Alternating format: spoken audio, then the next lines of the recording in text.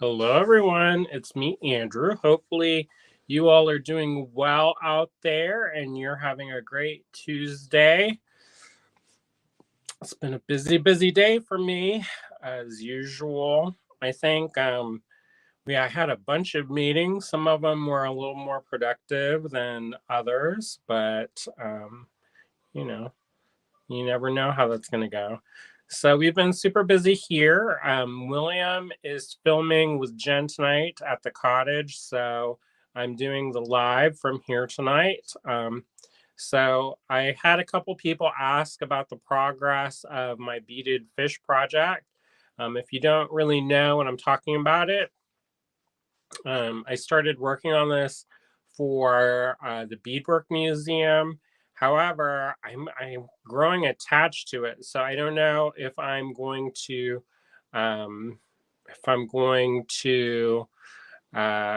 keep it or do something else with it and maybe make something else. The deadline for the Wishes and Fishes project isn't until June, I think. So there's a little bit of time for me to work on it. So um, I don't know. We'll see. We've been super busy with a lot of organizational things, not just in the house, which we've been doing also. We've also been kind of organizing our finances and getting kind of, more aware of stuff. And I think that'll be good. It's always hard to make decisions when you're not fully aware of everything.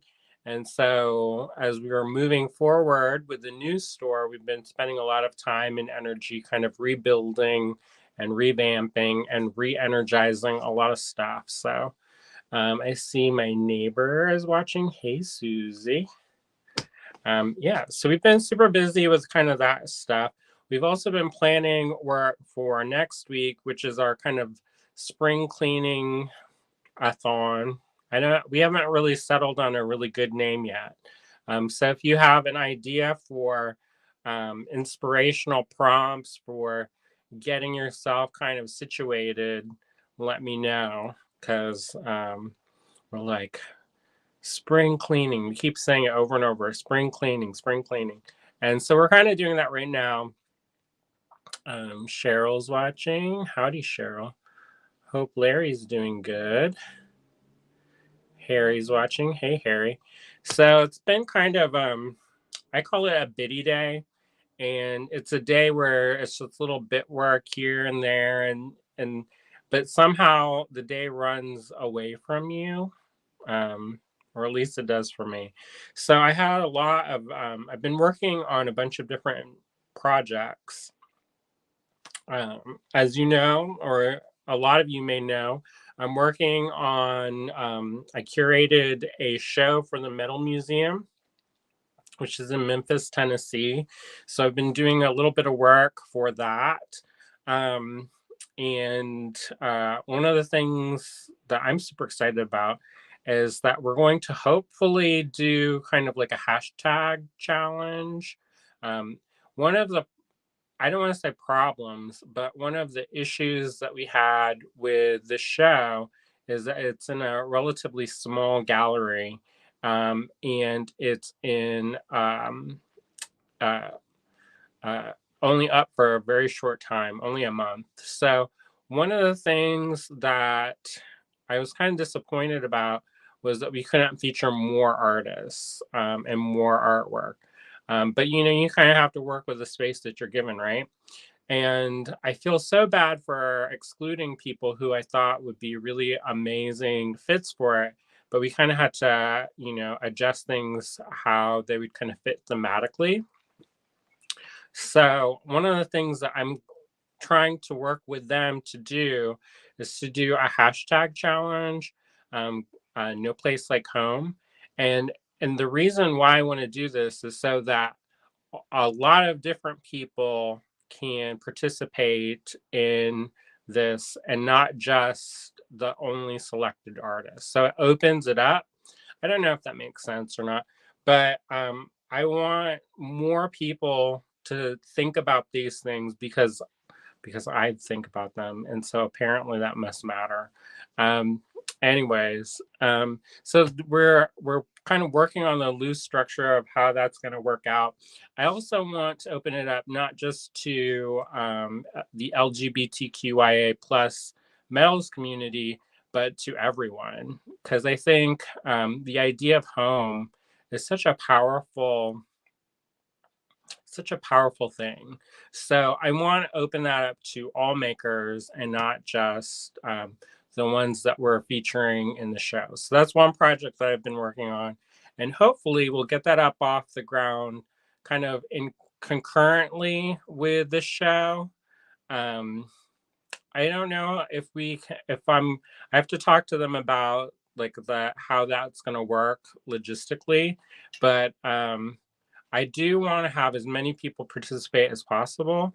So a month is a kind of a short window if somebody's making a new piece. So we'll see.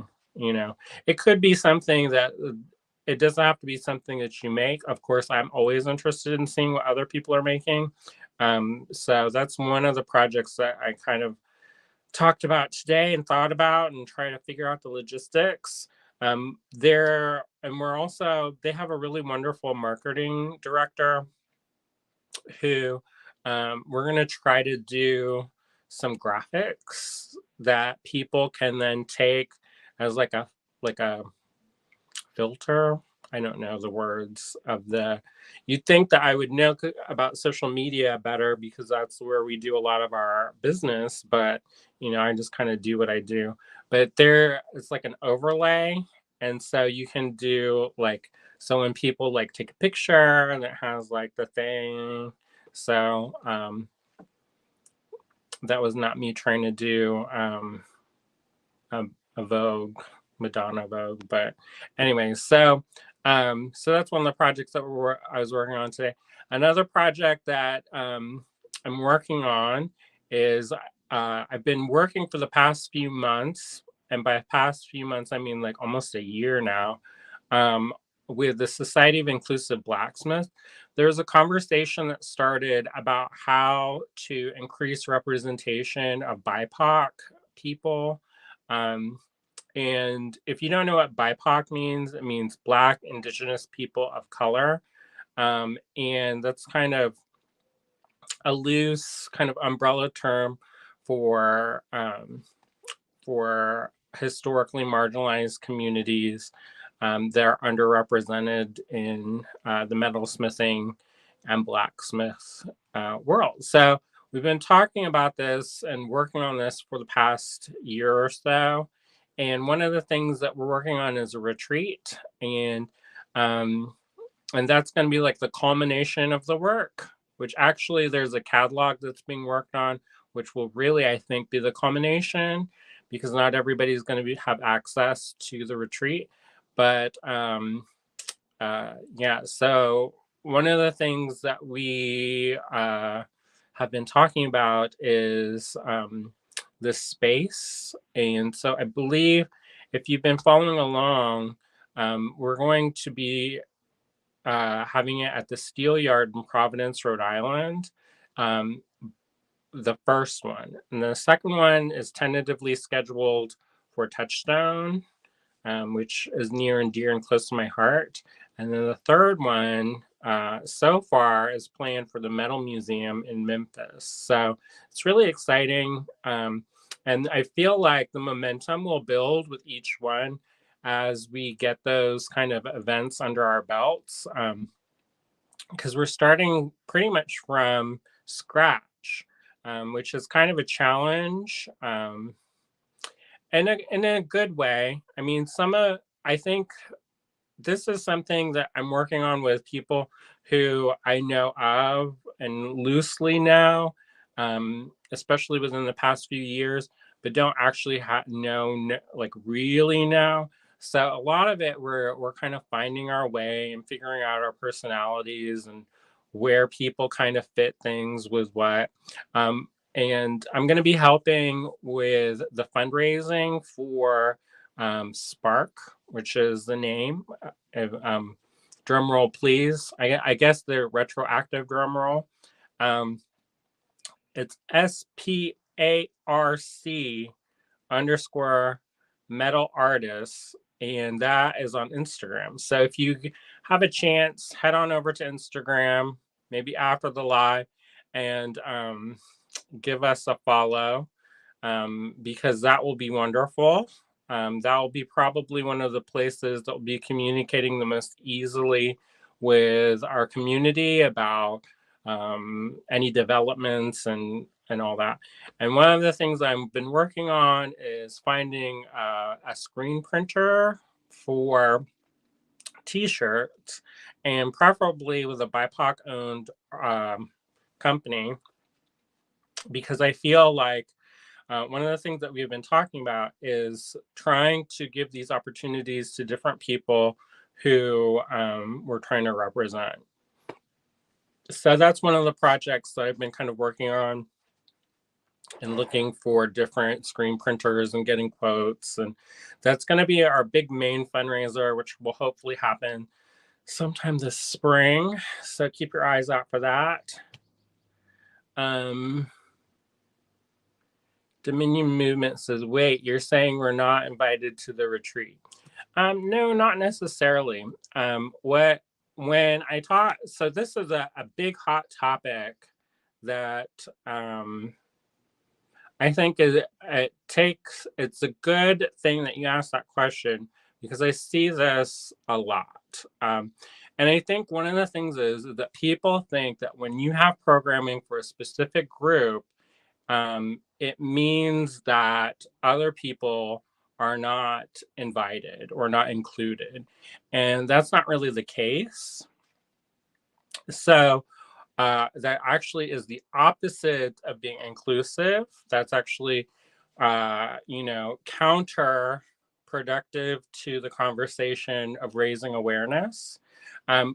What it is more about is saying this group has not been featured or has been historically marginalized, meaning that they're underrepresented, that they're not getting the visibility, even though that they're equal contributors to the community, and that other people are getting more preference. So instead, what we're doing is we're taking and looking at these community members who are actively engaging and creating work that has meaning and value and substance, and working with them to raise awareness about these people who have historically been uh,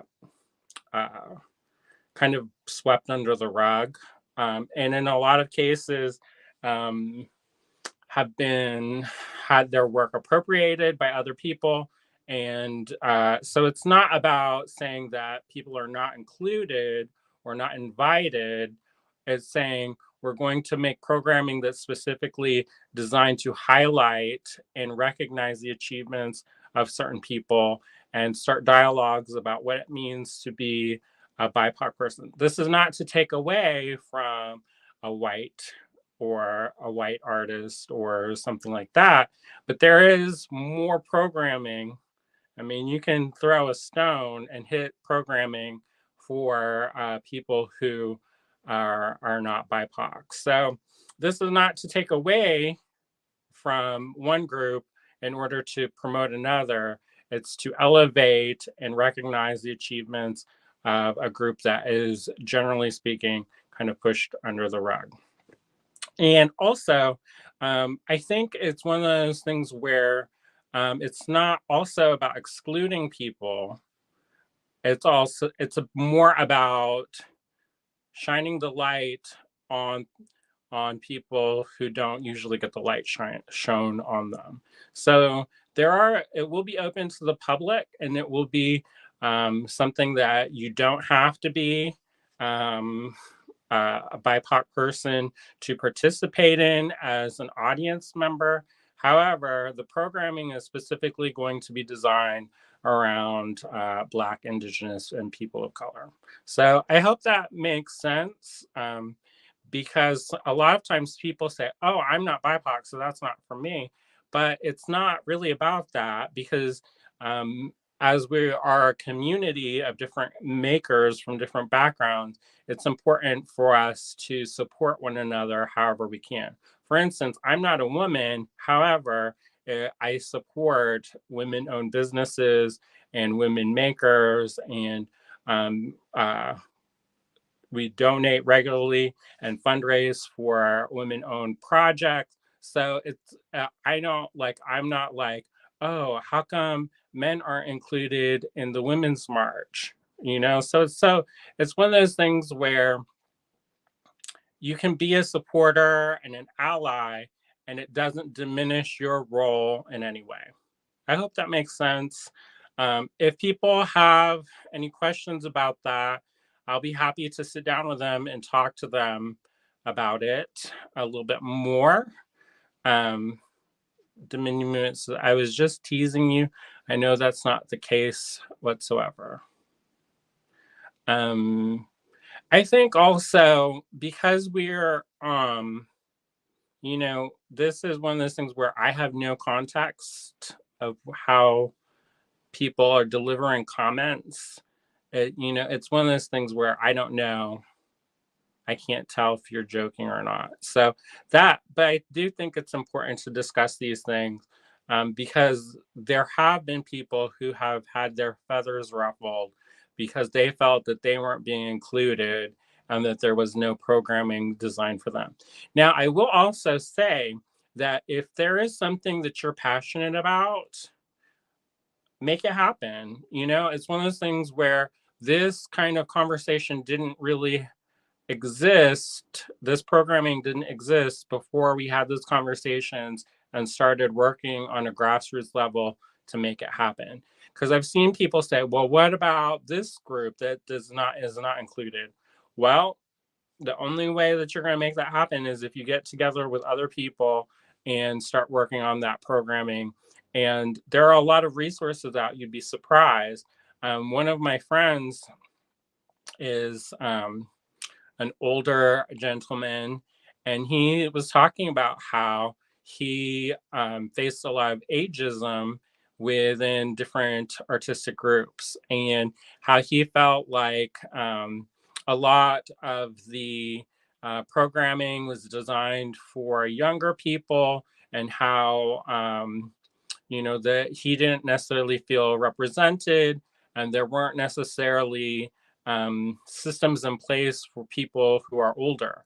And so we started talking about that, and I was like, so why don't you do something about that?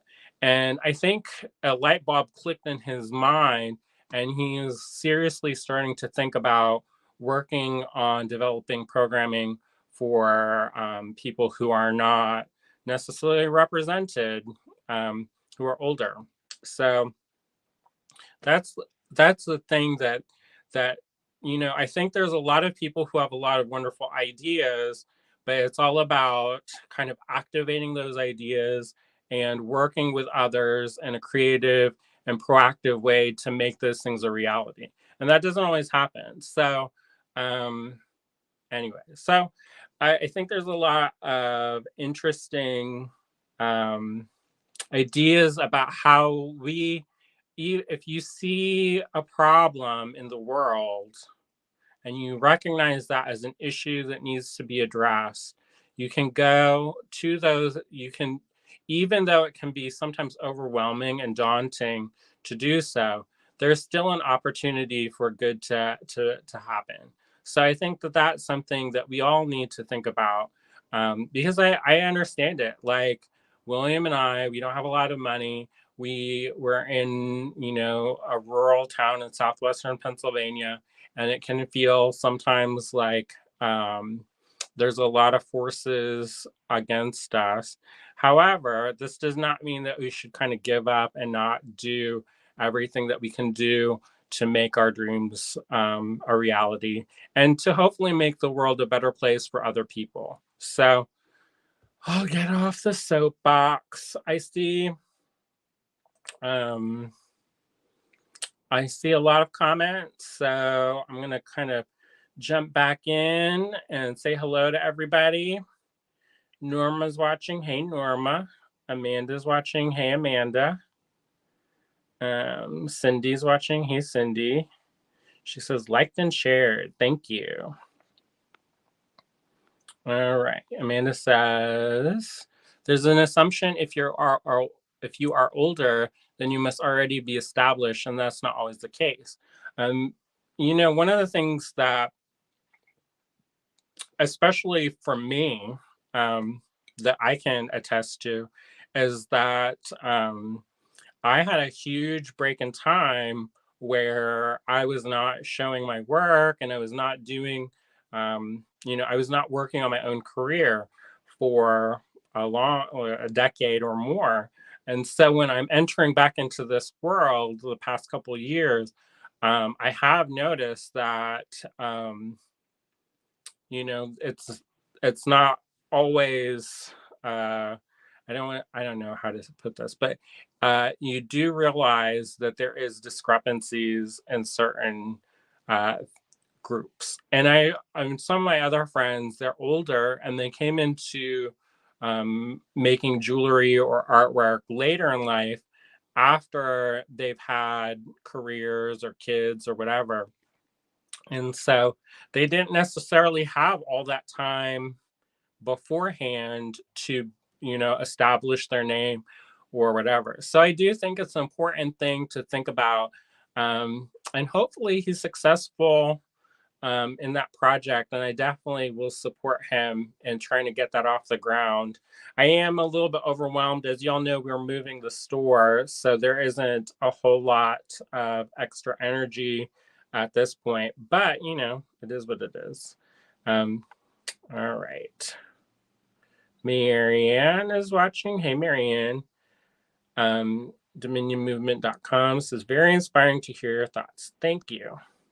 I think it's one of those things where a lot of times we feel like we don't have power or autonomy in our own lives because there's a lot of stuff going on around us. And it can be really overwhelming. So I just want people to know that there are resources available for people out there and that you should never give up on a dream if it's important to you. So I feel really honored to be a part of that group. And hopefully it's super successful because a lot of love and care and attention is being put into it. And it's something that people from all different walks of life can participate in. And so if you are on Instagram, head on over. It's SPARC_metal artists. And give us a follow. That'd be awesome. And also, if you are connected to any groups that would be interested in that, be sure to let them know about that. So back to the store. William and Jen are working right now on filming the next Saturday morning tutorial. I don't really know what they're doing. I'm always surprised, sometimes as much as you are. It's kind of like William. He's like, "What are you going to do today for the live?" And I was like, "I don't know." So I had some different ideas about projects. Excuse me, but I'm going to tuck those in my back pocket for now until I get a little bit more bandwidth to kind of curate some things for y'all. I do have some really interesting things that I'm working on that I hope you all will really like. And as Barb has gotten back from her trip, we're going to be back in the studio a little bit more, and we're going to be cranking out some new work. So I hope you all are excited for that, because I know I am.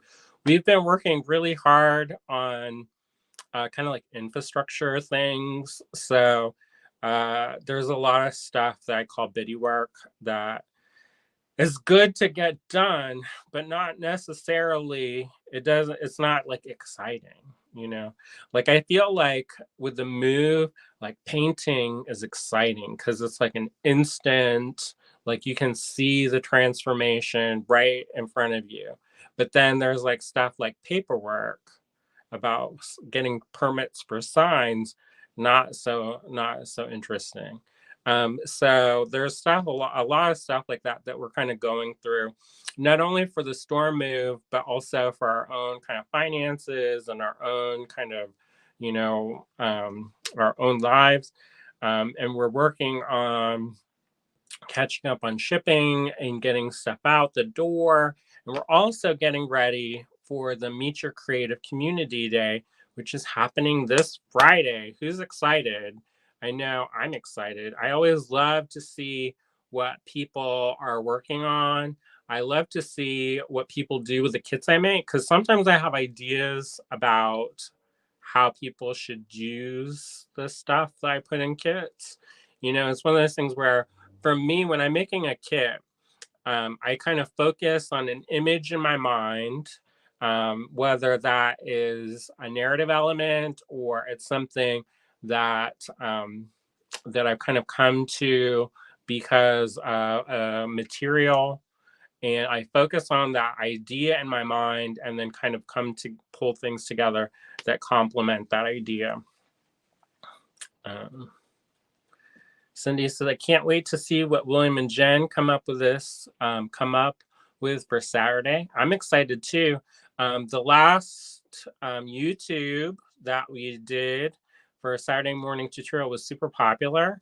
So I hope folks, if you don't currently like and subscribe to our YouTube channel, definitely do so because I feel like um, that is a wonderful resource. And It's really important to me and William to create opportunities for educational growth. Um, and so the YouTube channel for us is one way that we can share different classes and creative resources, and it's free. You don't have to pay anything to watch our YouTube videos. And previously, prior to that, that was something that that's something that you would have to pay for, like a class or something like that. So it's not the same as an in-person class because um you know that they're a little bit different in that sense, but it is something where you can take that information and then build on it for your own. Okay, I see some more comments. Cindy says, I did make the earrings from the past week, but I have to make the final polish on them. I'm excited to see. I don't know if you posted anything, but that'll be cool. Lorena says, hello, Andrew. I received my packages and you did a great job of packaging everything. And I love your boxes with the definition of allegory. I can't stay long heading home from running errands. Oh, thank you. We always love to hear when people are happy about the packages they get. I don't work in the shipping department at all. It's actually bad if I work in the shipping department. So, it's always happy for me. And it sounds, when I say department, I mean, it, William and Barb are doing the shipping. So it's not me. That It's always funny because when I say stuff like shipping department, it sounds like we're fancy and highfalutin, but actually it's just mostly we're just a small little thing. Oh, and then one thing that I did want to mention is there is a YouTube unboxing video. And William shared the link to that on our timeline. And it's on YouTube. One of our friends and customers purchased some kits and did an unboxing and then sat down and made some pieces with what they got. So I hope that you all will take a gander at that. We always love to see when people do that, in a good way. If it's going to be like Trash Talk Central, then I interestedly have no interest in that. Um, you know, your vibe attracts your tribe kind of business. So, um, anyway, so we've been working really hard on a lot of various projects, which I just talked about. Meet Your Creative Community Day. Meet Your Creative Community Day is this Friday. Some people said that they don't know if they're going to share And what I'm going to tell you is, even if it's just a pair of earrings or something small, just do it. You know, punch fear in the face, as they say. Just put it out there. Um, the whole goal is for us to interact with one another and kind of build that creative community and form relationships within that community. So I hope people will post, even if you're intimidated, or you're maybe not as experienced as some other people. Then you still have an opportunity, even if it's a small thing. I mean, I'm super super duper busy right now. We have so many things in the works right now that I barely have a moment to breathe. But I'm going to make something. I'm hopefully going to have William make something. We are going to do a creative make along, which is basically our hangout session on Friday. So we'll do, in lieu of a live, we might stream it to the pages and stuff, but in lieu of a live, we're going to do a creative make along. And then that way we can all kind of hang out. I know a lot of our community is spread out all over the world, and we don't necessarily have an opportunity to like grab a coffee and, hang out in our um, local place, aka Allegory Gallery. You can't really hang out with us anyway at Allegory Gallery because we're not moved in yet. But yeah, so we'll do that online and have an opportunity for that.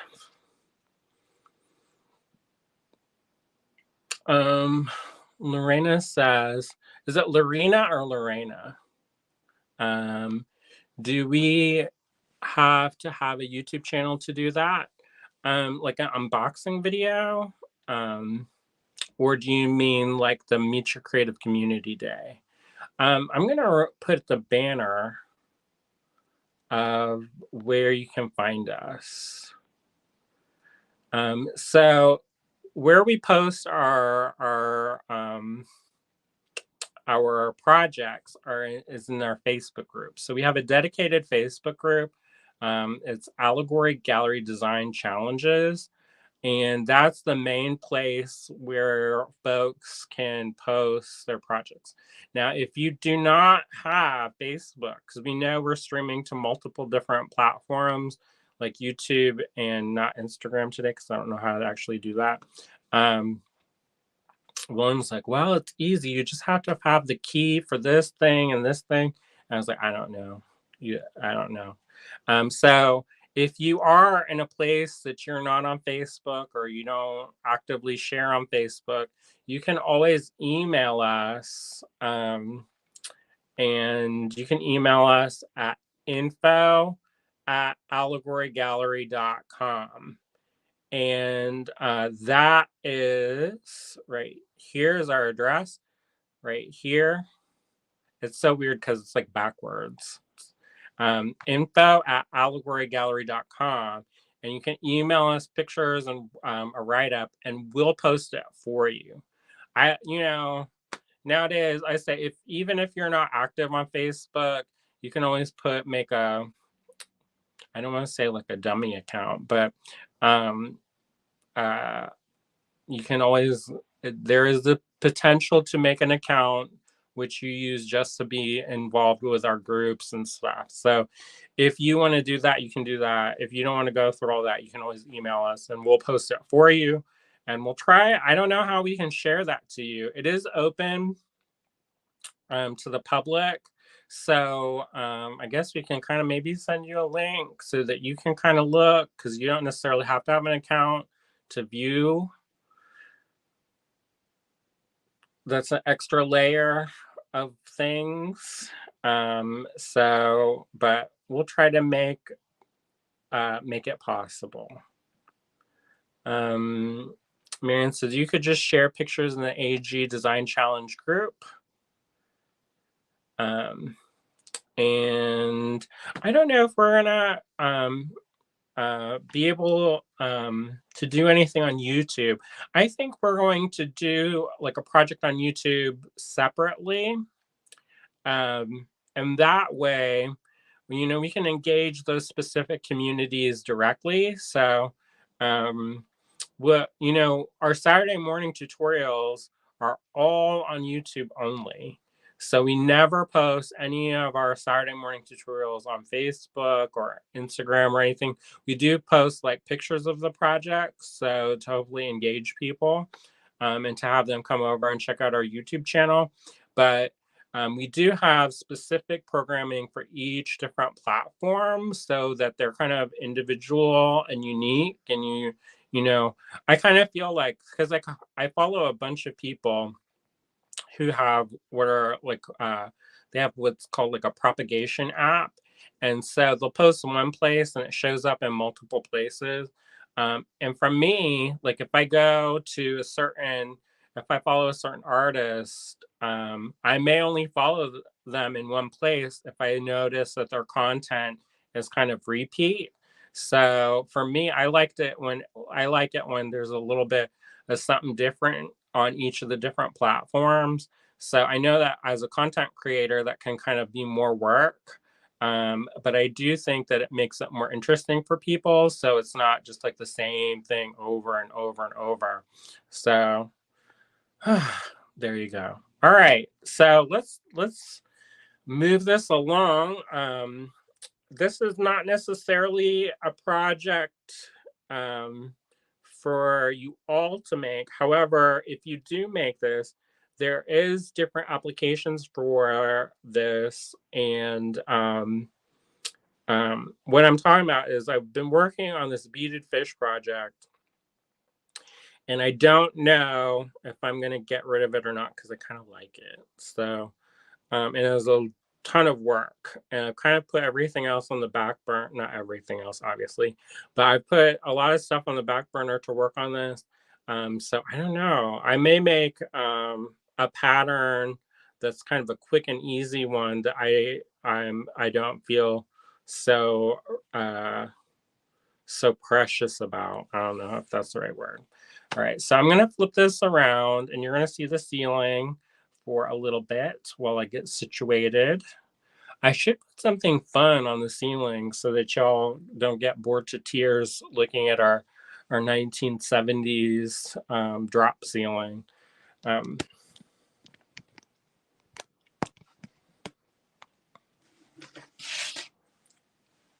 all right. And I am going to put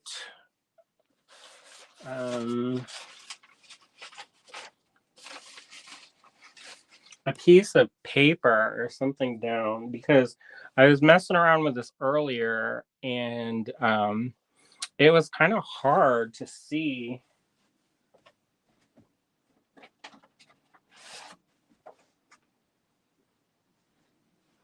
All right, that'll have to do.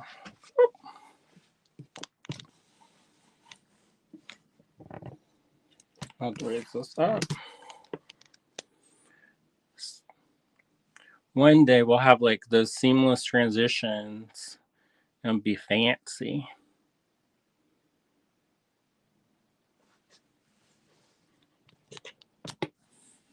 All right, I put a piece of paper down so that you can kind of see things a little bit easier.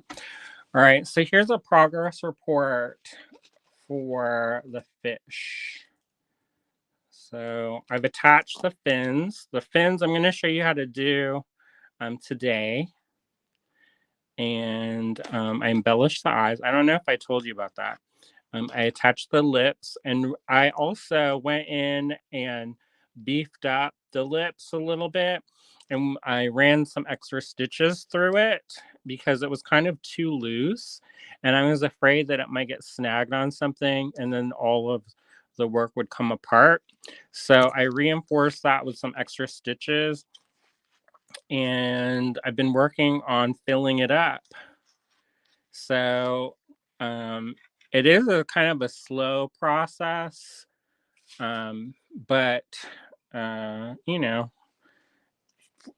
it is a beaded work, so it's made up of tiny beads. So I worked on this kind of little round shape. As I mentioned, most of this is circular brick stitch, And then I just kind of make these little pieces, these little plugs, and then I sew them into place. So I may add one more row on top of this around it, and then that will kind of fit puzzle piece into that pretty good.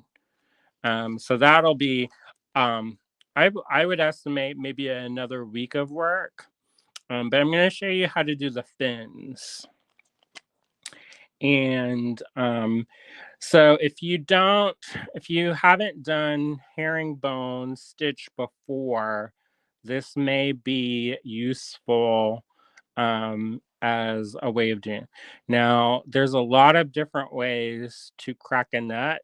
And so this is the way that I do it. And there's lots of different ways of doing it. So just keep that in mind in case you find somebody else doing something similar, but they do it differently. There's lots of different ways of doing this. And then I'm not going to ruin the reveal because there's kind of a reveal to this project. But and then there's that. I kind of wish I made the eyes left a little bit more space around, but you know, I also didn't want that to pop out. So this is the project so far. I'm going to show you the fin real fast of how to do that. And by real fast, I mean slow and tedious, but in a delightful, crafty way. All right. So here we got a needle. I'm going to turn a light on so you can actually see what we're doing. And I've got this fire line, which is 6 pounds. I got the big roll because I kept running out on the smaller roll. Um, one of the things I'm going to mention is if you decide to use like a natural fiber, like silk or something, silk thread to do this, I would probably just use the plastic. I know some people don't like using fireline because it's plastic, and some people don't like using plastic. However, you're going to get a much better result using the thermally bonded plastic thread, because it does give it a little bit more structure, and your fins are not going to flop around as much. There is a little bit of flopping that happens, but I wanted to make sure that has some structure to it. So keep that in mind. All right, so what I'm going to do is I'm going to cut off a wingspan of the fire line. And so with these, a lot of times people go like this, and that works. But I've also found if you go like this, it's almost like a thread cutter. Then you sometimes when you squash this is a thread cutter, like a little shear. But sometimes I find that the ends that you get, they're kind of messy, and they don't necessarily want to sit in. It doesn't want to fit into the eye of the needle as easily. So we've got that going on. If you didn't see, the past couple weeks we have been doing some miscellaneous lots. And William posted a bunch of really cool projects or pieces last night. And I hope you all took advantage of those if you could. There's a lot of really cool lamp work, beads. There were a lot of stones and unusual things and kind of random things I think are nice. So I have my very fancy lid right here, which is my bead container. I will say that when I'm messing around with this and like lifting it up, this is not necessarily that sturdy. So you just have to be mindful of that, because I almost spilled all this business, and that would have been a headache and a half. And nobody wants that. All right, let me put this. So if you didn't see our lives the past couple days, we've been sharing miscellaneous lots, and I hope you all, if you didn't see those, will take a look, because there are a lot of really amazing things. some very hard to find and exclusive things. We also debuted some of our spring cleaning lots, which we've been working on as we've been organizing the house and getting things ready. So you will have an opportunity to get those. And those are all kinds of random goodness. So I hope folks like those a lot. All right. So I've got my threaded needle here. I'm going to pick up a bead and make a stop bead. All right. And so I strung this one bead. This is a size 6 check glass bead. I'm going to walk it down almost to the end. I've given myself a tail of about 3 or 4 inches. This, I'll have to work that back in, but it will be another way that I can add support. So if you've never put a stop bead on, you just string a bead on, and then you go up through it again, and then that kind of locks their place or locks your work in place. So I know that some of y'all are more advanced, and that may be kind of like you're like, duh, but some people are new and may not know what a stop bead is. Because sometimes if you have no experience with beading and then there's this like terminology and stuff, people are like, I don't know what's happening. So there you go. So you put a stop bead on. And then to make this kind of fin, the first thing that you're going to do is you're going to string up 5 size 6 check glass seed beads. And then we'll go back through and add 2 to each of the every other bead on top. So I'll show you how to do that. And then that will form the basis of the fin. And then we'll work on herringbone. And then we'll work on the webbing. All right. So what we're going to do is string up those 5 beads. With my project, I have done a random color assortment. So just keep that in mind. If you are going to build in some patterns, you can definitely do that. And it can be really cool. You know, you can do an ombre if you have a lot of different colors in that colorway. You can do contrasting colors. You know, you can build stripes in. There's all different applications for this.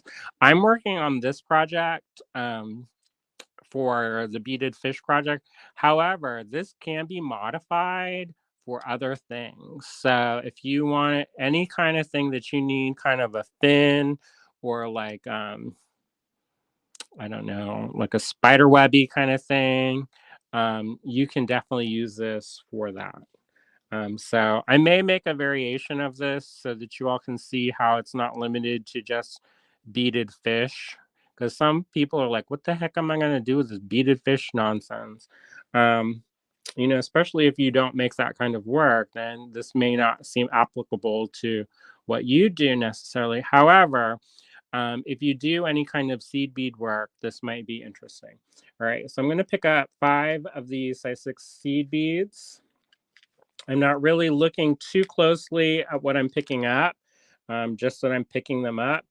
I am kind of looking for consistency. This is one of those ones that if it is with check seed beads, and sometimes check seed beads are wonkadoodle, meaning they're not even sometimes. So it's good to take a look at your beads while you're doing it. Because if you have one that's like great big, like for example, this one is a great big one. It looks like what happened was this was supposed to be 2, and then for some reason it didn't get cut in half. And so this is much larger than these ones. So maybe even 3. So don't pick this one. This is good for other things, but it's not going to be good for this project.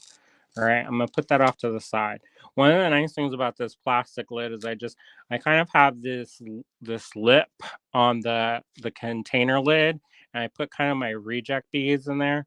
And they're not, if it's like broken and like sharp, I'll throw it away. However, if it's just like a odd shape, doesn't necessarily mean it's not that it's not usable for other projects, maybe just not for this project. So I just put them off to the side. All right. Marianne says she's going to her TV only. Our friend Karen's watching. Hey, Karen. All right. So pass your beads down to the end. So you have your stop bead and then you have your 5 beads, like so. All right. So the next thing I'm going to do is I'm going to pick up 2 beads. 1, 2. These are the size 6 check glass seed beads. And then I'm going to skip this bead and go into this next bead. All right. So I'm going to go into this one.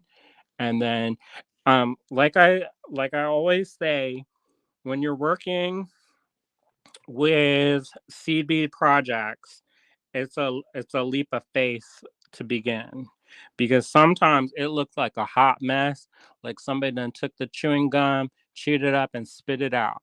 But the more you work on it, the more it will develop its form and structure. So one of the things that you have to be mindful of is tension, which is hard to show in a video, I know. However, it is something that you kind of have to play around with, and the more you do it, the better you'll get at kind of knowing how hard to pull and how loose to keep things. All right, so this is what it looks like when you string those up. And in theory, it should make this little kind of triangle. Can you see that?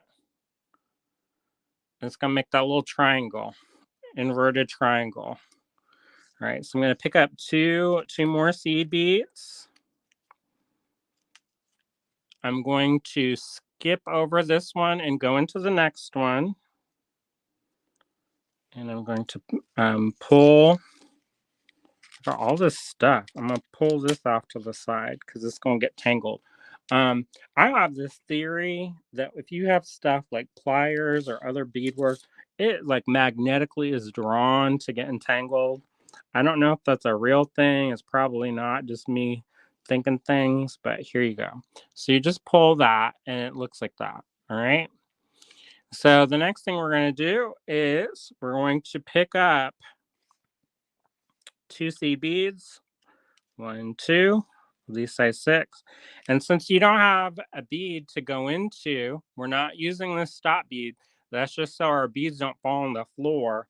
We're going to go back through. All right, we're going to go, the thread is coming out here, and we're going to go into here. All right.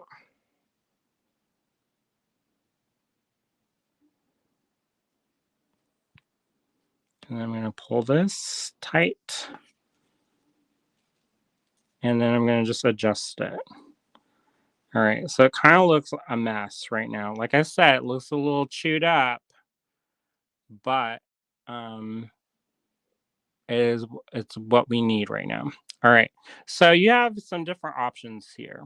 You can build the ribs of the fin individually, or you can work on them a little at a time. I would recommend building them individually, because if you work on all of them all at the same time, you're going to make multiple passes through here, which is kind of the spine of your ridges, which is kind of good. It gives a little bit more structure.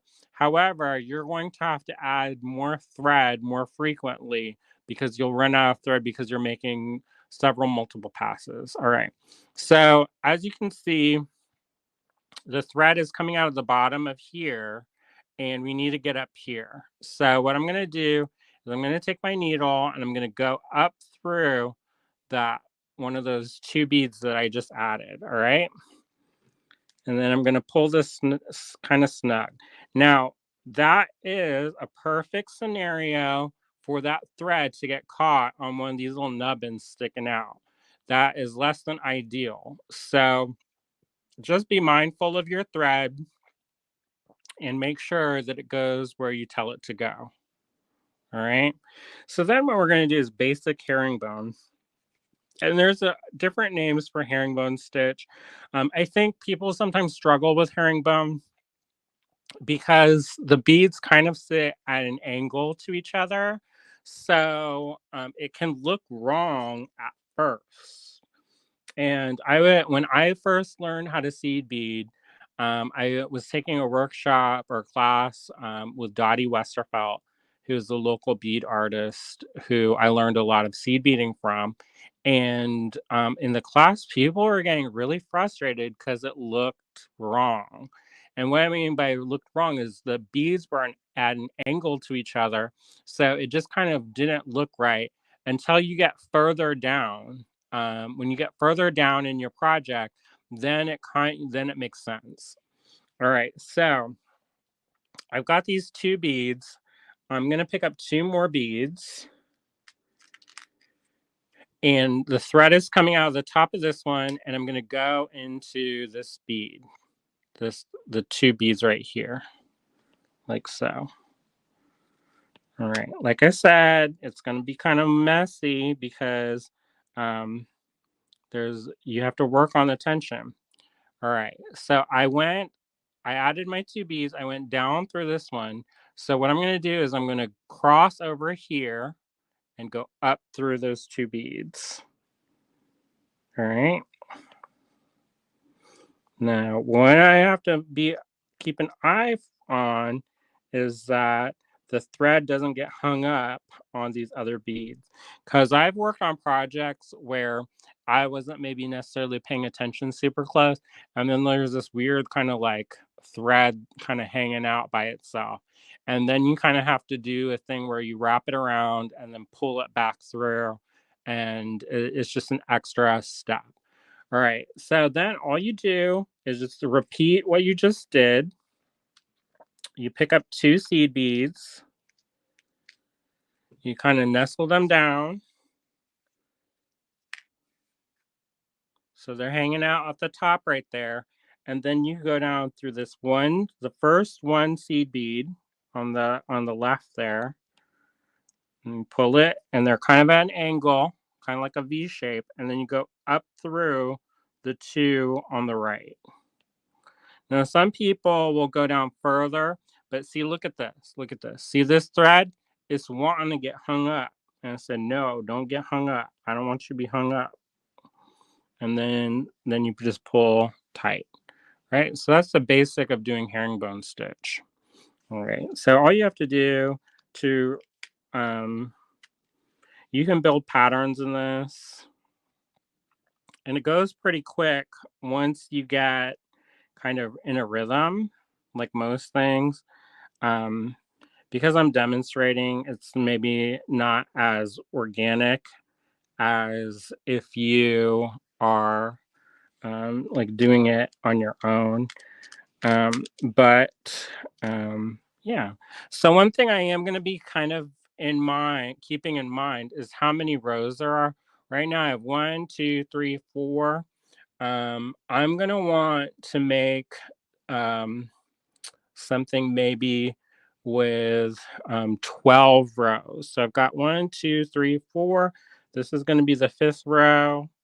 I'm going to add, and then I'm just going to repeat that until I get to lucky 13 or lucky 12, and then I'll do the 13th, but I'm going to do it in a different color for fun. How are you all doing out there? Are you having a good week so far? What are you up to? What are you making? Are any of you working on your Meet Your Creative Community Day projects? Like I said, even if you make something small, I know some people are putting a lot of pressure on themselves to make like these like showstoppers. And if you want to do that, feel free to do that. But if you want to make something simple, just whip up a pair of earrings or something, or a pendant that you put on a chain, and using components from one of the kits that we sell. And there you go. You don't have to make it into like overly elaborate. I know some, like I come from the overachiever crowd, and so I like to like wow people. But sometimes that can be uh, it can be where we get in our own way. One of the books I read that I really found value in is a book by Elizabeth Gilbert called Big Magic. And one of the things that I really resonated with is when she says, done is better than perfect. I have since been corrected and been told that it's done is better than good, but I like done is better than perfect because I have this tendency to try to make things perfect and like add too much to it, and then it never gets done. So that was a really breakthrough moment for me. 1, 2, 3, 4, 5, 6, 7, 8. So I'm gonna add the ninth row. Norma says I have one thing that I might only get partially made, and that's okay. I'll show it anyways. Oh, good. Yeah, if you don't get something finished, that's fine too. You do have a couple days. So, 1, 2, 3, 4, 5, 6, 7, 8, 9. And you may notice I'm counting these a little bit extra. And one of the reasons why is because before I miscounted before and I had a row short. And so one of the fins on the fish kind of looks a little bit not as good as the other one. Um, and I wasn't going to remake it. So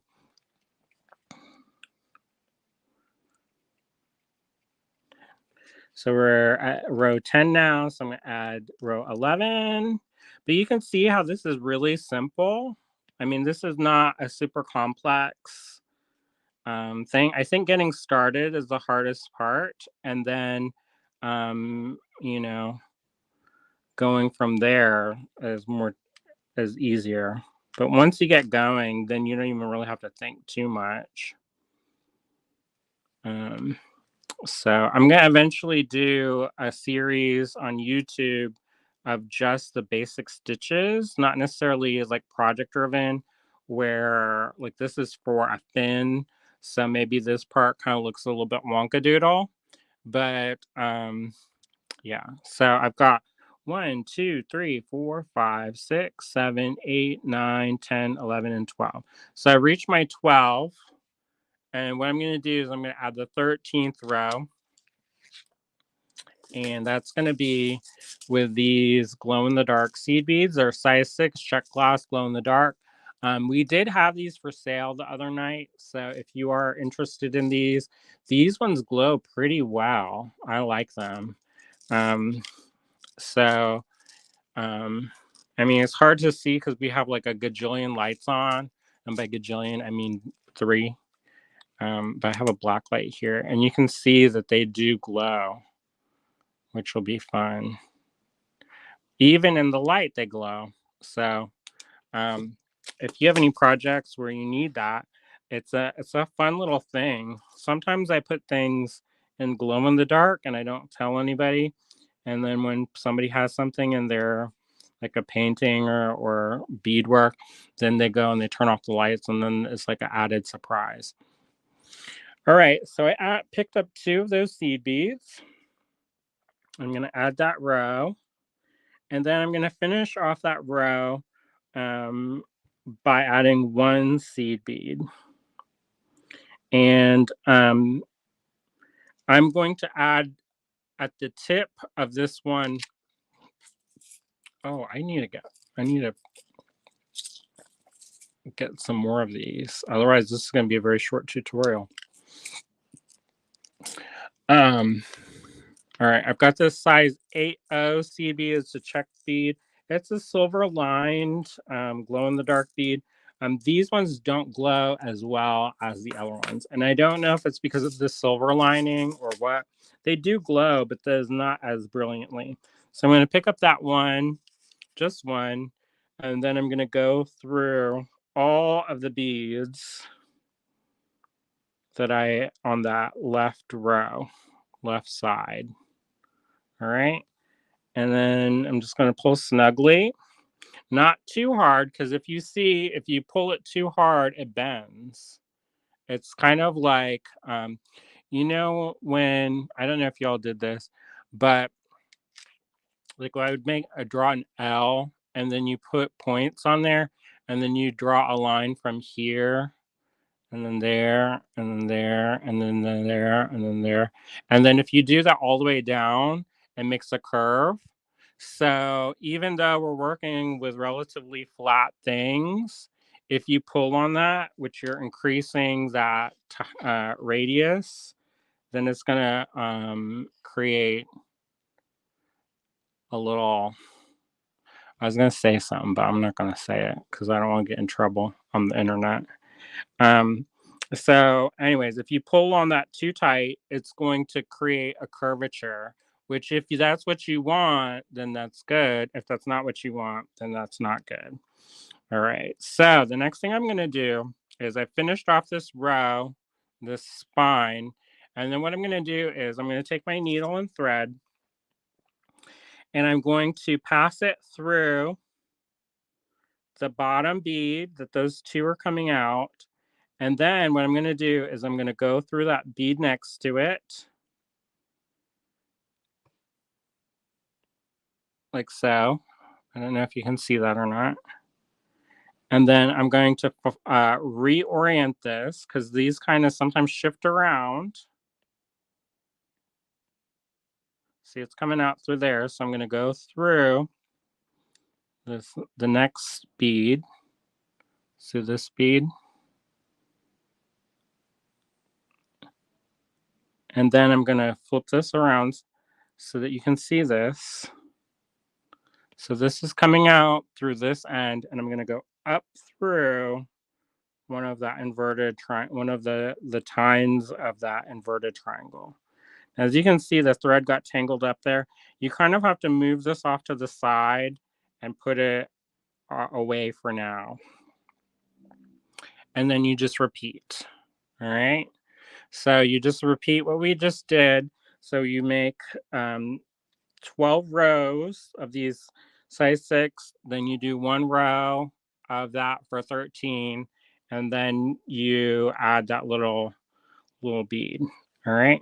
So I'm going to do that real fast, and we're going to talk about our lives and what we're doing, what we're happy about, and all that good stuff. What are y'all having for dinner? That's always a good question. We're gonna have leftovers. I made some. So we're vegetarians. So one of the things that I loved when we were not vegetarians is beef bourguignon, and I'm probably saying that wrong, but that's one of the things that I would kind of like whip out whenever we had company, and I haven't had it for years and years. So I decided to do a variation of that and make it vegetarian style. And so I did a variation of that. And then I made some like smashed potatoes. I cooked them in an Instant Pot for a little bit and then fried them up. And they're pretty good. And then we had that on top of that. It took a long time. So while William, after my meeting finished and William was doing the miscellaneous lots last night, I was cooking and watching along with y'all. I'm trying to answer questions. I kind of like when, we look at things and I give people design ideas because sometimes when you're looking at stuff, it's hard to see what the potential is, especially if you don't have it in person.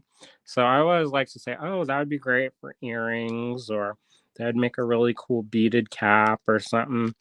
And hopefully it'll inspire y'all to, if you don't know what to do with a certain component, to utilize that in a way. William's watching. He said dinner was delicious. Oh, good. One of the other things that reasons why I made that dish last night is because when we cleaned out the store, um, for the store move, we had a bunch of wine. Neither William or I drink very much now. He doesn't drink at all because it interacts with his medicine. And then for me, since he doesn't drink, I really don't drink that much. So, anyways, we had a bunch of bottles of wine, and we had a bottle of Pinot Noir, and I was like, let I use that to make that. So All right. So what am I doing? 1, 2, 3, 4, 5, 6, 7, 8. So I'm going to add a couple more rows and then we'll just finish this off. And then we can start on the webbing, which I think is the most fun. I may have to look we may not finish this tonight because what's happening here? Okay. So here is where we have potential problem number 1. I don't know if that's number 1 or number 50, whatever. So I accidentally picked up more than 1 seed bead or more than 2 seed beads. So you can see I picked up 1, 2, and then this little stowaway number 3. And that's gonna, if I don't catch that, then that's gonna mess me up. So whenever I'm taking a boo-boo out, I use the back end of the needle to pass through the bead.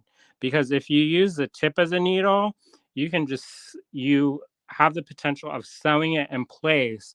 And then if you split the thread, which is something that can happen when you use the sharp end of the needle, it can cause nightmarestation.net. And that's a real headache to try to pull out because then you have to try to work it out through this tiny piece of thermally bonded thread. And also, if you split the thread too much, it creates a weak spot. So it may not break today, it may not break tomorrow, but if you've got a lot of action on that piece, it may break eventually in the future. And then if you don't reinforce your stitches with other stitches, it can become a real headache. So I mean, it's not an impossible fix, but it does become a problem. So use the butt end of the needle to back through your work. I'm going to take that little friend and put it off to the side. Um, and I'm going to continue as regular.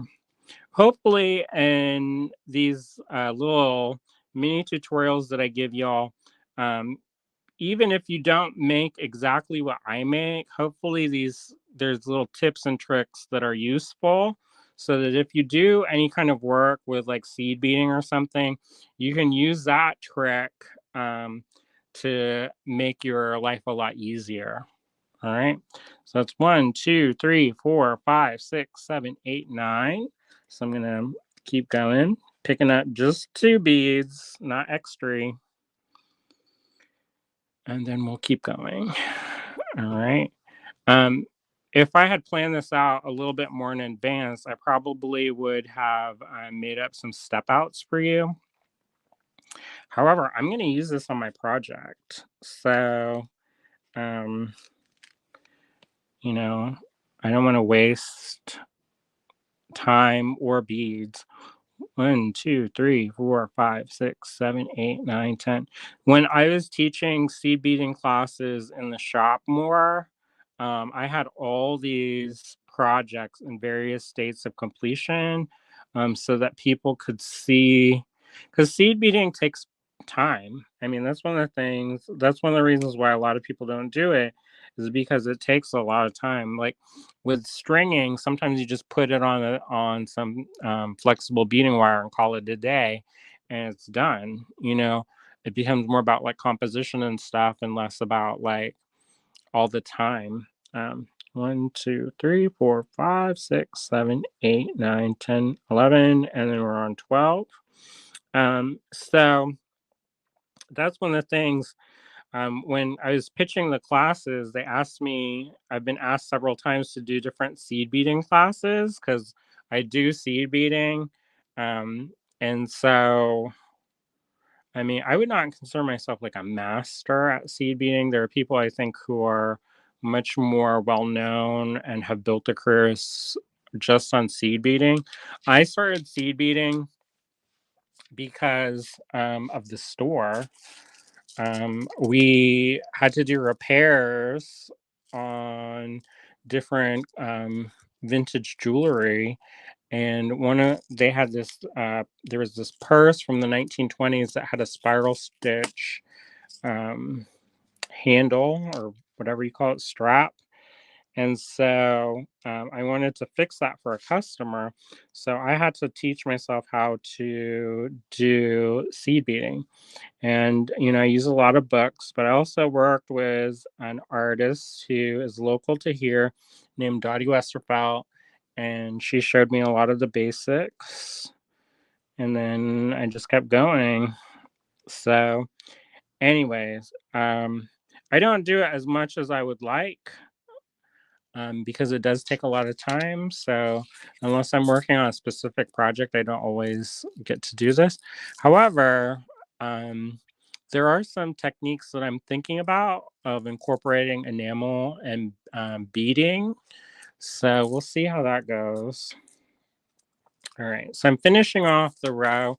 I added 12 rows of the purple beads, and then one row of the glow in the dark size 6 beads, and then I'm going to add one silver lined 8O beads, and then I'm going to do what we did, finish off that row. And one thing that I'm going to do is I'm getting kind of short on thread. So what I'm going to do is I'm going to show you how to add thread. All right, so I pass this through that left side. You could do just do the left side. If you do the right side, or it's going to be a little bit trickier. All right, so I finished that row of the herringbone stitch, and the thread is coming out right here at the bottom. So I'm going to do a 1/2 inch knot. I call this an anchor knot, and you go underneath the thread bridge of your beadwork. You create a little loop here. I don't know if you can see that or not. And then you take your needle and you go through that loop. Now, don't wait until you don't have enough thread to do this, because if you wait to do that, it becomes much harder, and then you have to like angle your pieces and do all kinds of stuff, and it's less fun. All right. So I'm going to eventually work that back in. So don't worry about that, because we're going to work that back in, and it's actually going to strengthen up some of the beadwork. All right, so there's a lot of different ways that you can add thread. And I was taught many different ways. And one of the ways I was taught to work to add thread was to continue a thread by going off of the one that you just finished. However, with this project, you don't necessarily need to do that. So you do not need to do that. For some other projects, it is helpful to pick up where you left off, because like if you're in the middle of a pattern, you don't want to start like a new row and not be able to finish that row. So you just kind of have to look at your beadwork and let it tell you what the best way of adding thread is. So what I'm going to do right now is I'm going to cut off a wingspan of thermally bonded thread, and that's 1 arm length plus 1 torso. One of the reasons why people there are some people who like to work longer, and I don't know how they do it, because if you have too long of a piece of thread, what can happen is it makes it a lot easier to tangle up.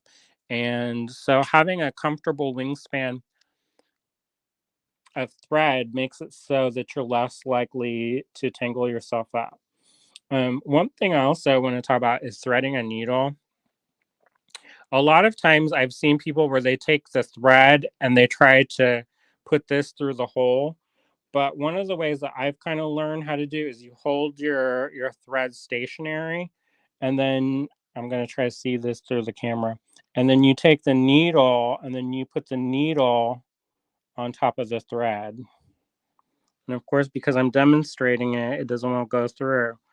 And that way, it just is a lot easier to thread a needle. I watched one demo, and the woman, she took maybe like half an hour to thread a needle. I was like, oh, please, somebody help her thread her needle, because it was a timed kind of event where there was only an hour, and half the demo was spent trying to thread the needle.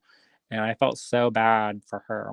Anyways, so what I'm going to do now is I'm going to take this, the needle, I'm going to put this off to the side. I'm going to find the end of my thread. All right. So I found the end of the thread. I'm going to give myself a healthy tail because remember, if it's too short, you're going to have to work with these little stubs of thread to work that back in. And it becomes kind of a headache to do that. So I'm just going to take that and I'm going to find a thread bridge convenient to my work. So I'm going to look at my work and I say, oh, I'm going to need to build this ridge. So there's a thread bridge right here. I'm going to get my needle and point that. So there's a thread bridge right here. See that? And I'm going to take that end of the thread with my healthy 3 or 4 inches worth of thread. And I'm going to, you can do this 2 ways because this is at the end. So you can create what's called a slip knot. So take 2 fingers, wrap it around the 2 fingers, and then take the thread and divide your loop that you just created with your 2 fingers, pull that thread through, and it creates what's called a slip knot. See that? And then you pull your working thread and you can adjust the size of your loop. So that's one way that you can do because this is at the end here. So if this is, say you needed to put it in here, a slip knot may not be the right choice. But since this is at the end, I'm going to slip this over those beads right there. I'm going to nestle it down real good. I'm actually going to put this on my mat so that I can let gravity do the work. And what I mean by that is this is heavier than the thread. So if you hold it up in the air, you're going to be constantly fighting. However, if you hold your work on the mat, or on this case, a piece of cardstock, you can let the gravity work in your favor. And then you can just use that and pull it nice and snug. And then I'm going to do another knot on top of that so that it don't come out and then have the sadness, the infinite sadness where we worked all these hours. We're going to do a surgeon's knot and then pull it nice and snug. Sometimes I wrap my finger and pull it nice and snug so it don't come loose. And then I'm going to do one more knot for good measure because I'm always paranoid that my work is going to fall apart. And then I'm going to have somebody send me an email about that. So I don't want that kind of email. I want the email where they talk about how I'm wonderful and creative and they can't get enough of my work. Not, oh, my stuff fell apart. All right, so I got this. And now what I'm going to do is I'm going to go through that bottom bead, which was a part of the original 5 that we strung up. See? 1, 2, 3, 4, 5. All right.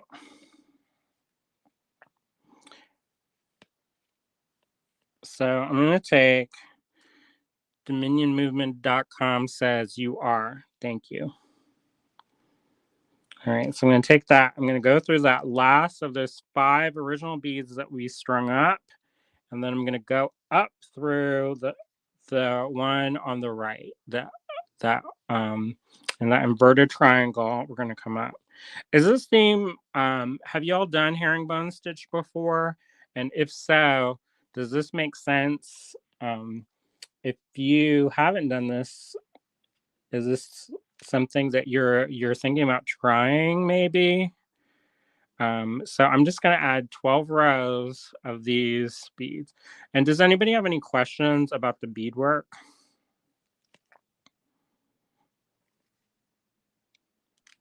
I'll keep an eye open, one eye open. Now, I have seen where sometimes people will go through 2 beads instead of 1. You can do that if you want. I just think it adds, it uses up more thread. And sometimes that's good if you want something to be really rigid.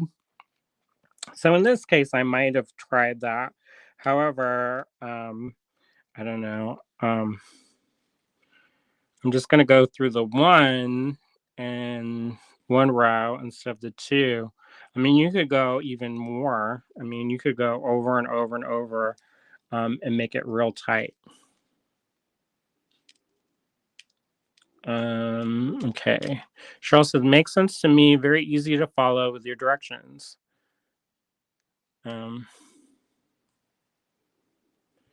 Karen says, I used to do herringbone, but it was always been off a ladder stitch, so this base is new to me. Oh, good. Yeah, this is more for a ladder base is good if you want something that is that you're not necessary that's going to be like if it's going to be like a band. If you want it to be a band, then you want that. The reason why I did it this way instead of doing a ladder stitch is because I want that radial curve in there so that I can make so that this can splay out. If you do a ladder stitch base for this, you can still get the radial curve. However, it's not going to be as dramatic as if you do it with just one row as opposed to doing the ladder stitch base. 1, 2, 3, 4, 5. Karen said, better put my glasses on, that spelling, yikes. I knew what you were saying. I'm not gonna be one of those people, you know, that's gonna nitpick. Because I also know that autocorrect makes me sound a fool sometimes. I noticed in one of the descriptions for the videos, I put beaded fish, and autocorrect decided that I wasn't working on a fish and that I was working on a dish. So it changed the writing. It went back and changed my writing to beaded dish instead of fish. So I was a little bit peeved about that. But you know what? Our lives, unless you specifically go and look for them, they don't really come up in YouTube. So that's one of those things where it's a little bit annoying in the sense that we go live every day and we have literally hundreds of videos that we've recorded thousands of hours worth of content. And the only ones that kind of really show up are the ones that are uploaded. So we're going to, at some point, one of our projects for this year and kind of probably the next couple years is to refilm a bunch of our technique videos, and we'll do kind of it's without all the talking of like, how's your day, how's the weather, oh, by the way, speaking of weather, it was snowing like crazy last night. William was up at the cottage and he was like, I was like, when you coming home? And he's like, after I scrape the ice and snow off the car. The day before it was like beautiful and sunny and in the 60s, and then the next day it was snow. 1, 2, 3, 4, 5, 6, 7, 8, 9. This is the 10th row that we're adding. So yeah, that's one of those things where I love Pennsylvania because there are seasons and there is, it's always something different. However, it gives me a headache. I get when the weather changes so dramatically, I end up getting kind of pressure headaches. So that's less than ideal always. Like there were a couple days where I had just like a low key headache all day. And I was like, wonder what that's from. And then William's like, did you look out the window? He's like, it's supposed to snow or it's snowing. And so 1, 2, 3, 4, 5, 6, 7, 8, 9, 10, 11. So one more row, and then we'll add the glow in the dark beads. And then we'll do that. All right.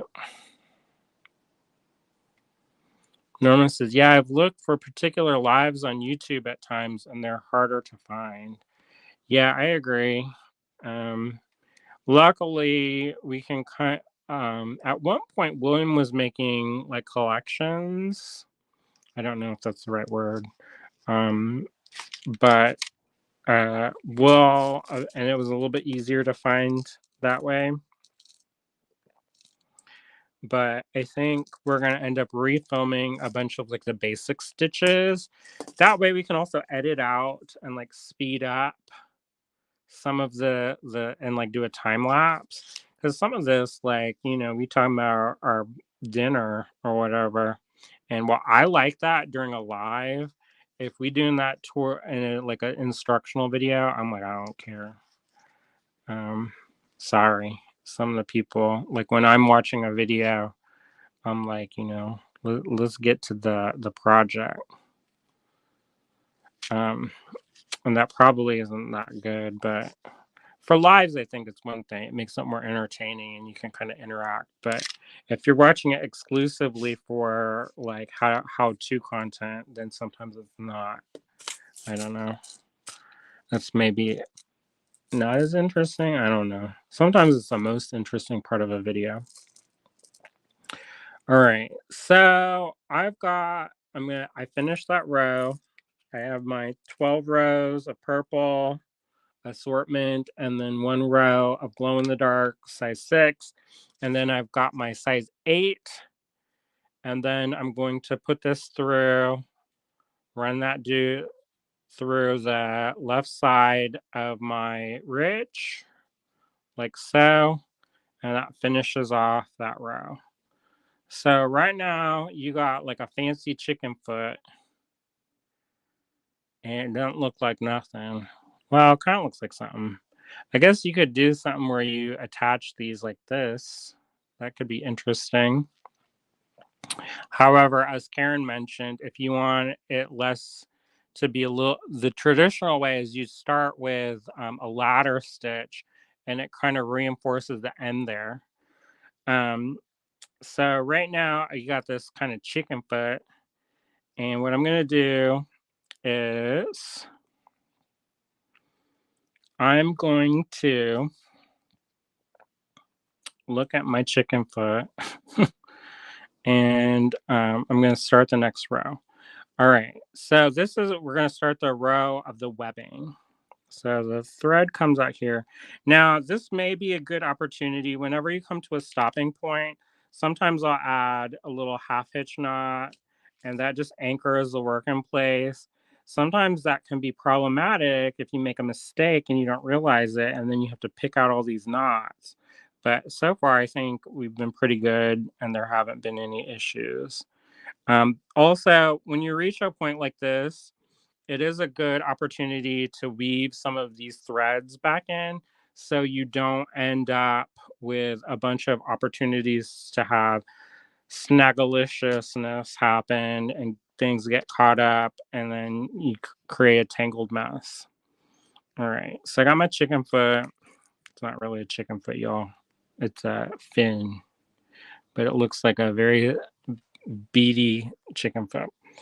All right, so I'm coming out the base right here. I'm going to go through. This will be number 2 in the row of the original 5. I'm going to go through that. And I'm going to go up through 1 bead on the right side of that middle ridge. And this is kind of the fun part. I'm not going to lie. This is kind of satisfying to watch it grow. And then I'm going to dump out all of these size 8s because I have a feeling that we're going to use them all. Because I need to get another tube of that. I know I'm going to need another tube. And because this is bowed, this cardstock's slightly bowed, they're going all different places. So if you have a felt mat, it's a little bit easier. However, I do like the kind of cardstock on top because sometimes when I'm beading and I'm not paying attention, sometimes I'll go into the felt and I'll actually sew the felt onto my beadwork, which is less than ideal. All right, so I'm going to pick up one silver line size 8, and then I'm going to go into the ridge that is next to my piece, that middle ridge. Let me turn this light back on. All right, and what I mean by that is I go over and I find the corresponding row, and then I go up through that. All right.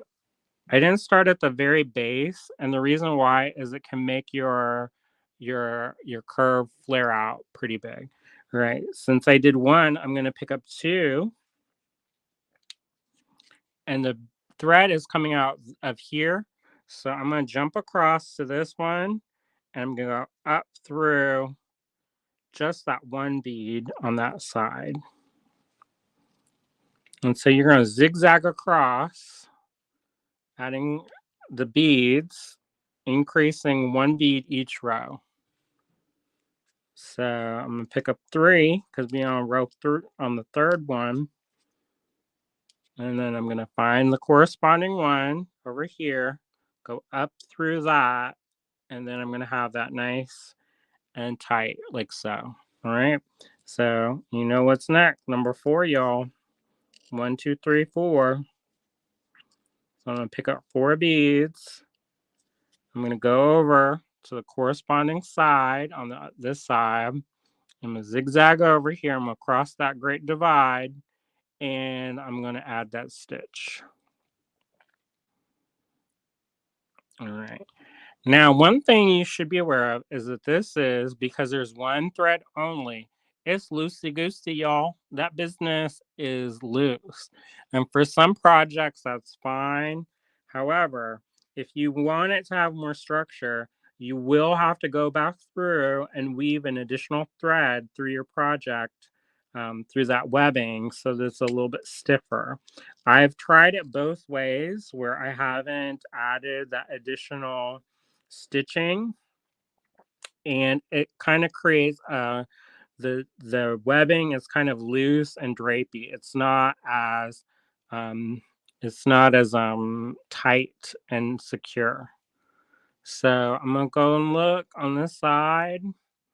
The thread's coming out of there. Let me see. Where's the thread coming out? All right. So I am gonna go through here and then go up through there. And then it also helps you're not talking, because sometimes when I start talking, I get distracted. But see how that's working? I mean, that looks kind of messy, but see how that's working? Is that William or the cats? I don't know. 1, 2, 3, 4, 5. So I'm going to do 6 because this is the 6th row. 1, 2, 3, 4, 5, and 6. All right. Now, one thing you can also do is play with how long your ridges are, and that will also create, with the side fins that I did, I only did, I made some shorter and some longer, and then that created some interesting, I'll show you, so you don't have to just picture it with your mind.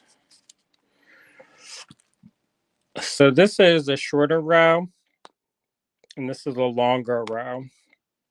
So I did the shorter rows, and then I graduated up to the longer rows. But you can see where it's a little bit bunchety in that kind of webbing. But when you have it where it's even, it's a little bit of a tighter situation. So, anyways, that's what you do to make a fin. You just continue working, um, and adding the beads in between. And then once you're ready to finish off, then you will tie a half hitch knot, and then I would add another thread and work it through. Now, when you're done adding your webbing, what I would do is pull the stop bead off and then work your threads in, and then you have that, and it can be, you know, a fin for your fish. It could be like, I don't know, a creature. This could be like a chicken foot or a bird foot, mermaid tail. Also, depending on the beads you use and how you use them, it can really change up the look of your project. So for me, I use kind of a multi-variation, a random kind of like assortment of these purple beads. They're not all the same, but you could build stripes into this and, go all Dr. Seuss on that business. Um, or whatever you want to do. You can do, and you can also sprinkle in different beads, like some purple beads into this webbing and kind of have like a graduated kind of like ombre effect. You could do, you do want to keep the webbing size beads all the same size, relatively close, and you don't want to have like great big beads and some little beads because they won't necessarily want to sit right next to each other. So with that, you can make this really your own. This could be fun as like if you didn't want, I guess you could do it like that. If you didn't want to make like a fin, you could have this triangle. I don't know what you would use that for, but that's a possibility. Hello, William. How are you? Fine. How are you? I don't know. Just taking out the garbage and the cat litter. There's a lot of cat boxes in this house. That's good. So how many we did? 2, 4, 6. So we're gonna do 7. So did you watch long? Huh? How was Jen's project? Good. She's working on another herringbone type one. Oh my gosh, herringbone. Which is our biggest video so far. Maybe this one will catch on too. Good. I don't want to be famous. I was about to say I want to be famous, and then I was like, I don't actually want to be famous. You do. No, I just want that ability to do stuff. Riches from it? Not necessarily just riches, but sometimes there's like, you have more ability to do things that you want to do. Yeah, because do what we want to do. You have a bigger audience to want to do what we want to do. Yeah, this like infinite suffering is not my flavor. 2, 4, 6. We're down on to 8. How's everyone else out there doing? Joe said chicken foot was the first thing I heard. I had clicked on Kristen Fagan's art and design post, and all it would let me see was her saying goodbye. Then bam, there's Andrew talking. I love the jump. I'm not sure how it happened, but I'm just glad it did. Oh, good. Well, that's nice. I like Kristen. She's nice. Is she still in Arizona? I saw she went and took her child to look at colleges. I was like, y'all are good parents, because my parents did not do college tours with me. They're like, good luck. So there's this. You just continue. This is Joe. Just so you know, we're not actually making a chicken foot. It just looks like a chicken foot. It could be a chicken foot if you wanted. We're making fins for this beaded fish project. So, I'm working on what do you call the back fin? Dorsal fin. Dorsal is at the top, I thought. No. It's not butt fin, but it's this back one. So when this is done, it's gonna hang out like this. See that? I should have made that bigger. Dorsal or at the back? Huh? Dorsal or at the back? What is the top fin then? Let me see. Top fin? Top fin of fish. Top fin is also called dorsal fin. Everywhere you look. All right, everything called a dorsal. The main source of propulsion for the fish, the way back, is the caudal fin. Caudal. Also known as the tail fin. The tail fin. So it's I not guess dorsal. top back is dorsal. When I looked up back fin, it said dorsal. There is another one that I'm going to put a little nub in here. That's the dorsal. That's a back dorsal. I know. I don't know. This one don't have a front dorsal. This is going to have a bottom dorsal. I don't know what the heck the fins are. Clearly, the dream of becoming a marine biologist as like a 5-year-old. Then I almost drowned. You know, I watched Splash. I don't know if y'all remember that movie with Tom Hanks and Daryl Hannah. Is that how her name is? Daryl Hannah? So, go ahead. I don't know. You know, I don't know. These are pectoral fins. This one. Then they have pelvic fins, which are the lower ones if they have them. Joe says anal fins. The anal fin is the bottom one here. You knew that. You actually knew that. Caudal fin. And then the adipose fin is the little one, right? So anal adipose. And I hope our YouTube channel doesn't get blocked. keep saying anal, dorsal, pelvic, and then the caudal and the pectoral. Okay, so this is the adipose. The adipose one is the tiny one that would be up here. So you know what that also means? It means fat. Adipose means fat. So it's the fatties. It's the little one up there. It's the network of what do you call that? It's like a mesh of fat, and that it's like attaches to the muscle walls. Wasn't there a character called Adipose? In Doctor Who. Yeah. They're little cute little blobs of blobs. That's what that loose connected tissue. Adipocytes, composed of adipocytes. Because when I worked in this fancy restaurant, they would take the adipose of, I don't know what it was, like a cow or something, and then they would like wrap stuff in it and then cook it, and then it would make it delicious. But we're vegetarians now, so I don't. We don't have no vegan adipose. All right, so there's that. Norma says yes. Daryl Hannah. Yeah, I was like in it to win it for Splash. So it's like, I'm gonna become a marine biologist, and then I almost drowned. And I was like, never mind. You didn't know I almost drowned, did you? More fun facts. All right. So all you have to do to finish off this project is you keep going until you fill the webbing. Then you tie off your thread. You'll probably have to add some more thread and add some more webbing on this side. And then you stitch this into it. I'm not necessarily going to go into that because that is a little bit more, it's not necessarily the same for every project, in the sense that because I did a circular brick stitch on the base here, it's not going to necessarily fit. However, you match the radial curve of your base beads, and then you find kind of the center mark, which would be, I'm holding this funky, but you match that up and then you stitch it in place. But I may redo this and make this into like an adipose spin or whatever it's called, because this looks kind of dinky, rinky dink when you got this big and fish.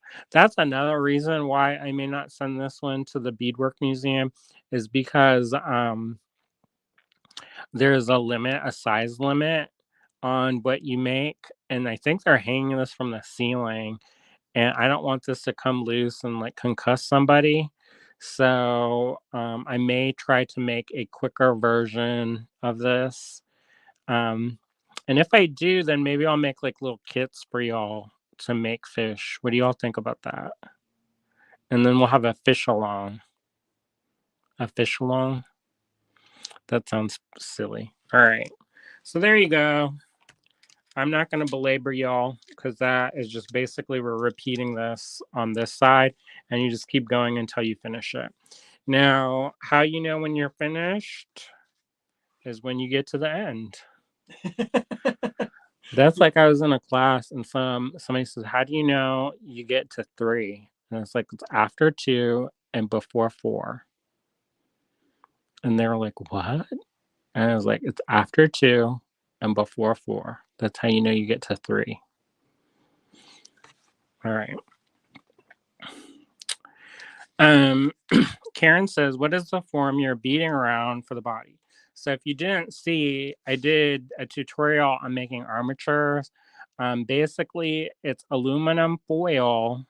And this one actually has a paper core because I wanted to keep it lighter. But so I wadded up a bunch of paper and then I wadded up a bunch of aluminum foil on top of it. And then you can actually sculpt with aluminum foil. Um, and then on top of the aluminum foil, I covered it in painter's tape. And then when I covered it in painter's tape, then I painted it with some gesso and then some paint on top of that. And that makes that iridescent paint. You can't really see it as well in this lighting. However, this is an iridescent paint. And so in between the beadwork, there is little gaps. And every once in a while, you'll get a hint of that.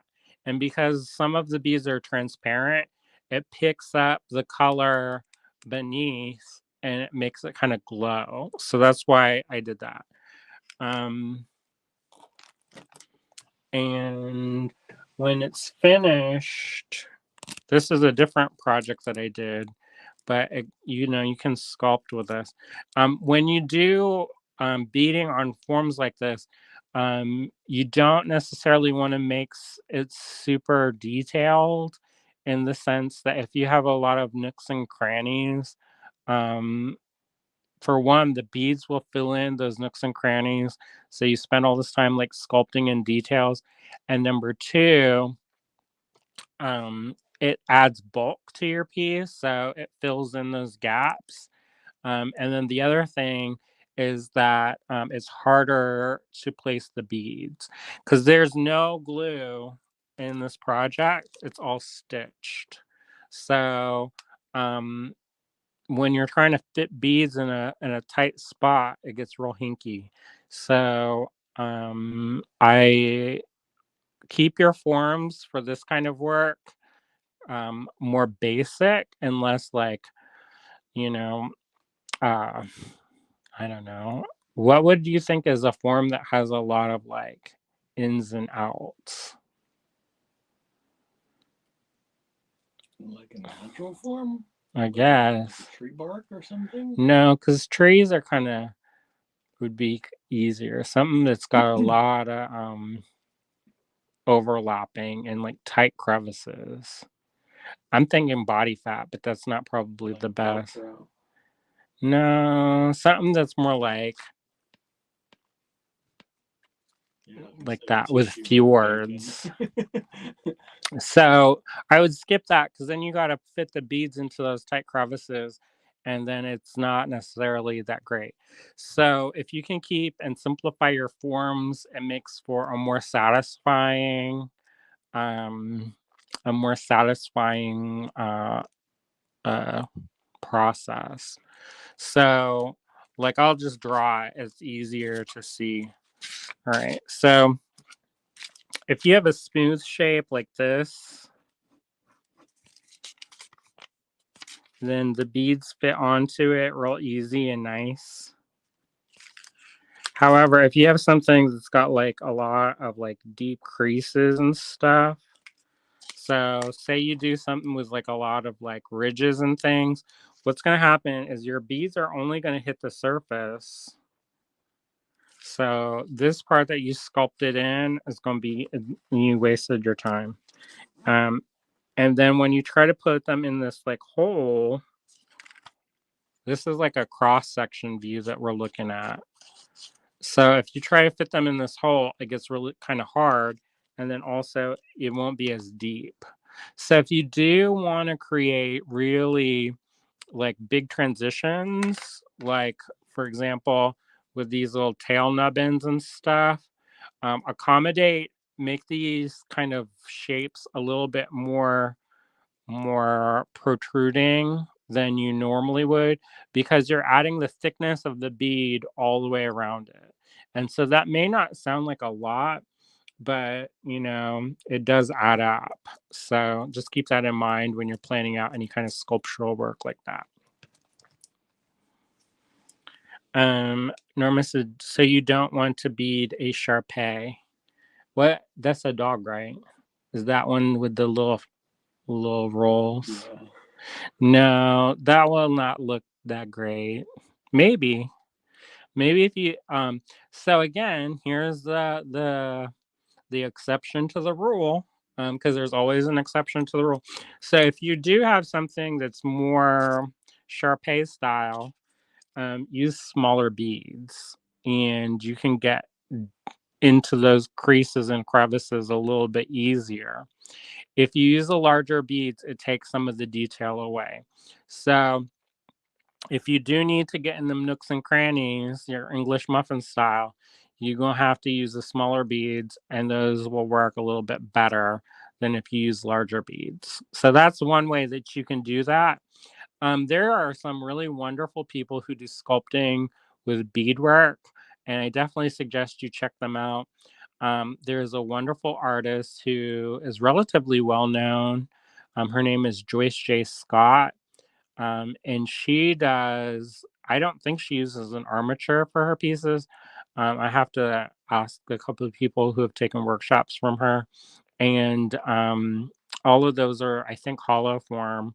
But she does figurative work that talks about her experiences as a Black woman, and they're really amazing. And she does sculptural work that way. There's a lot of different traditions that use beadwork and to embellish surfaces. In some of parts of South America and Central America, they will have forms that they carve out of wood, and then they cover them in like a paste like substance and use that to embed the beads. That is a different process than what we're doing. What we're doing is a bead weaving technique in a sculptural way.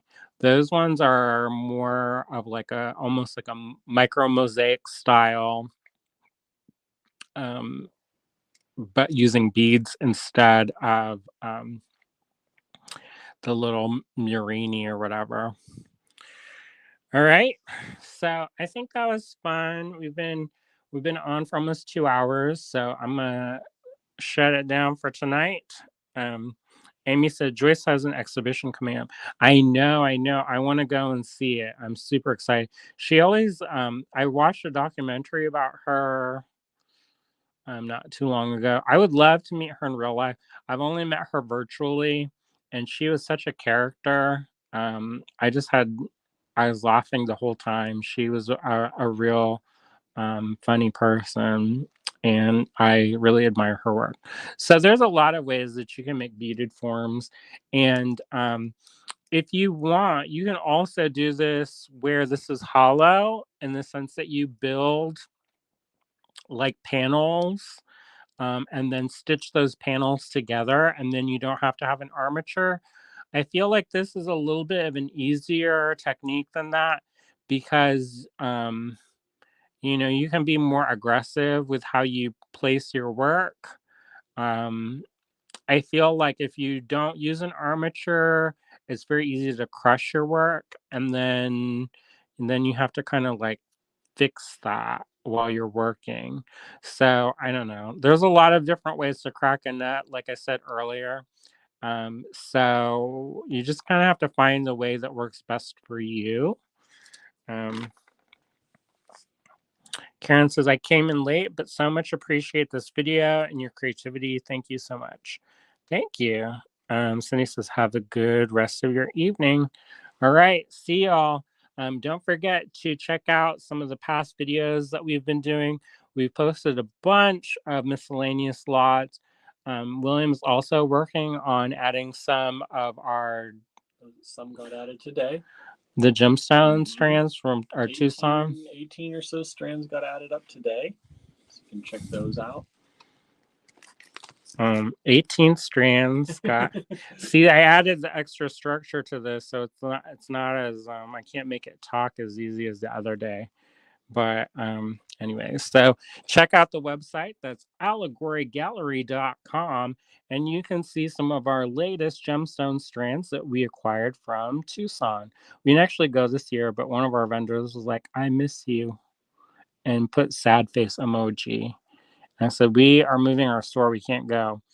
And they're like, I still miss you. And it kind of was getting awkward. So I said, you can put us on the FaceTime and we'll pick stuff out.